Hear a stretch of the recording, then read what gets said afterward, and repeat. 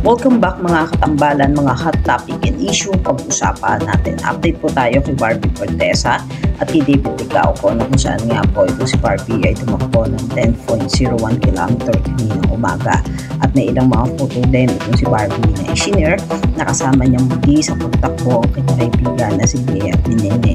Makikita naman yung ilang video na kung saan ay sinalubong itong si Barbie ng mga nakakita sa kanya kaninang umaga doon sa ginawa niyang pag-morning run.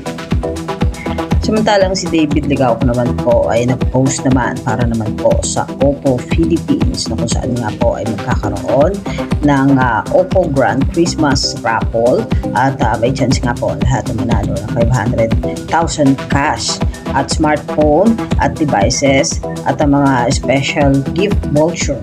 Makikita naman doon sa post itong si David na napakagwapo nito gamit nga po yung Oppo na cellphone at ipinakita nga itong si David din yung Oppo na phone na talaga namang napakaganda at nag-selfie pa nga itong si David kasama po yung mga staff ng Oppo. Makikita naman doon sa ilang mga photo na nag-share din itong si David ng ilang mga kaganapan niya for the month of November na talaga namang napakagwapo ng pagmansang Ginoo.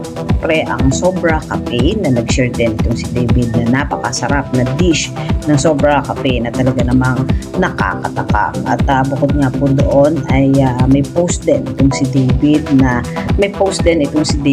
na nag-video ng kanyang sarili na talaga namang napakagwapo ng pambansang Ginoo. Yan po yung mga update natin ngayon kay Barbie at kay David. Kaya mga katambalan, ano ang masasabi nyo? Comment lang sa comment section at pag-usapan natin.